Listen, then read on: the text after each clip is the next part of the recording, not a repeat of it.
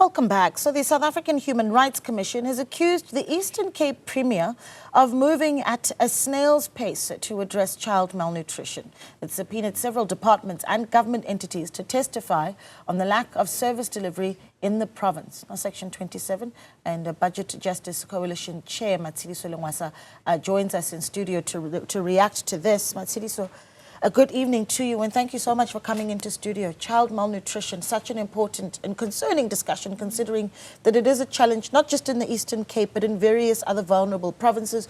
We've seen issues, for instance, in KwaZulu-Natal. But I wonder if you approve of the steps that are being taken here by the Human Rights Commission that says you're moving at a snail's pace and we're going to issue a subpoena. Absolutely. Firstly, thank you so much for the opportunity to engage on this, because you are right that this is an issue that really plagues across the country. It's plaguing everyone, but especially in rural provinces or provinces that are more marginalized. When we see that, for instance, in the Eastern Cape right now with this report. And so what we found is that this report was actually published initially in 2023. And there has been, I think we do agree with the Human Rights Commission that there has been a slow response and a slow reaction to this, because since then we've seen, like this year, for instance, more than 70 children have lost their lives to malnutrition, which is deeply concerning. And this also occurs in a context where poverty is on the rise in our country, unfortunately, especially in women-headed households, child-headed households, and also unemployment, for instance, has been persistent in the country. And so it is quite disappointing to see that there hasn't been so much of a coordinated response at a provincial level and also at a national level, and that some of the recommendations which have been strong, including, expanding the tools that currently work but could be better in poverty alleviation, like the child support grants, school nutrition program, early childhood support grants, all of those interventions to be, a national coordinated response, both national and at a provincial level. We feel that there has been, these recommendations haven't been taken up at the pace that they should be. It's interesting because you list all the mechanisms that we have in place to deal with malnutrition, and yet you say in 2025 we've lost 70 children to malnutrition. I mean, one child is bad enough. And so I wonder what you make of the need for the South African Human Rights Commission to say, we're going to issue a subpoena and essentially strong-arm you into coming forward and giving us answers so that you appear before the commission. Because that speaks to a political will issue, surely.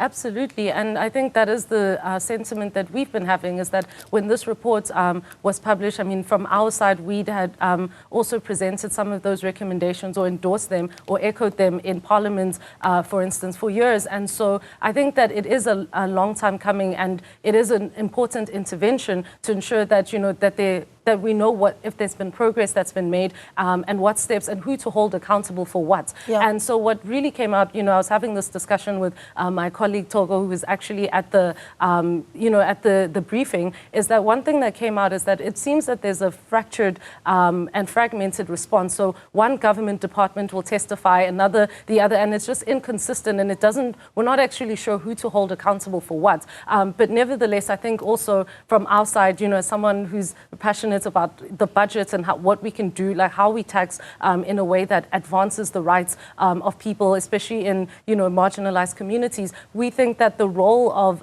National Treasury has been downplayed here, because the recommendations to expand the child support grant, the school nutrition program, all of those fall on the finance minister's table, and yet we don't really get a reaction or response from National Treasury and Provincial Treasury that satisfied that perspective.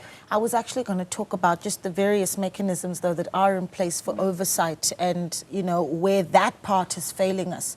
I see in the report as well, they talk about strengthening oversight mechanisms for accountability at provincial legislatures. And, I don't know what you make of what that looks like for the Eastern Cape, for instance, or other provinces that are having a really difficult time with ensuring that food does land in front of our most vulnerable children. Yes, absolutely. And I think with a province like, for instance, the Eastern Cape, that's also plagued by a lot of its issues, whether it's accruals, a lot of debt, for instance, and a lot of underspending in critical areas that do impact or that could alleviate the malnutrition crisis that we found. And I think what is really important is that the role that government has to play in this is that there is a capacity issue, capacity constraints that can be alleviated and that can be addressed. And perhaps, it is with the 70 children who've lost their lives already, it does feel like it's too late, but we're really just hoping that with this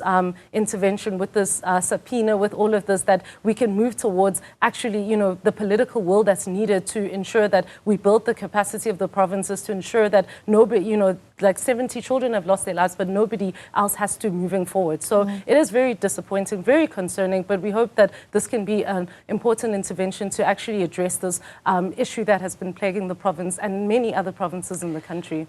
Talk to me about, so I mean, there's obviously the discussion around access to food for children, and then there's issues around just how these contracts for national school feeding programs are dispersed. That's another issue.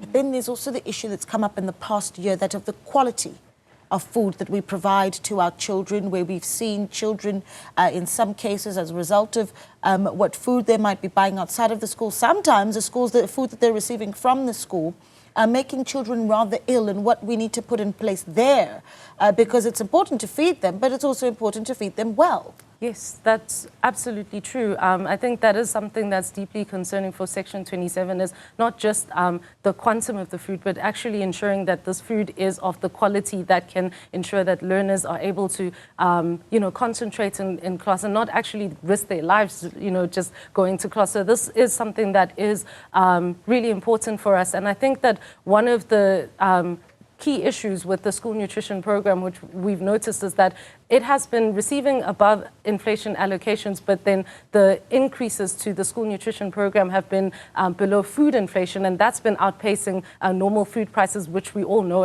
in our country. And so what it means is that provinces, schools, they are constrained in getting good quality food, and so resort to cheaper substitutes that are not actually as nutritious as we'd like them to be. So this is really a call to see, the departments of basic education, both provincial and national level, also collaborating with the provincial treasury and national treasury to invest in the school nutrition program, for instance, but also invest in expanding it and to weekends, to early childhood development centers, for example, but also to ensuring that the quality of the food is actually one that that really can contribute to better quality education outcomes and livelihood for learners in that province. I immediately think of some of the studies that we've seen, for instance, coming out of the University of Cape Town, looking at just the well-being of our children and talking about how we have a massive stunting problem. So not only are we having children lose their lives, but this malnutrition also impacting how they're able to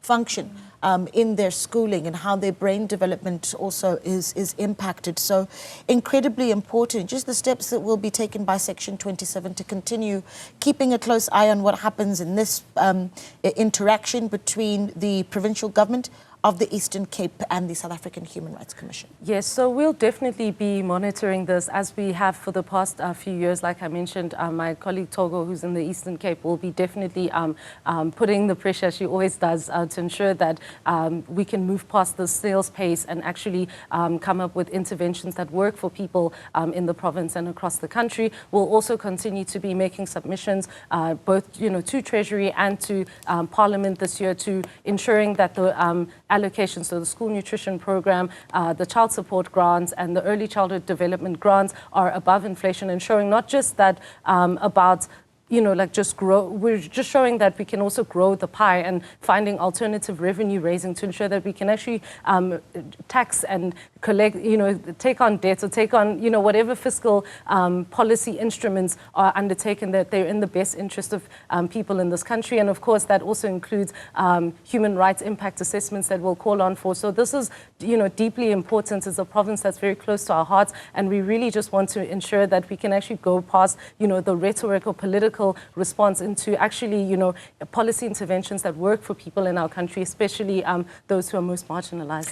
Then there's the response by the Premier, right, of the Eastern Cape. And I think this was quite interesting, right? You've got Oscar Mabuyane, who announces on the back of these subpoena hearings that the resolution is to set up a command center to deal with malnutrition in the Eastern Cape. Are you confident in that endeavor?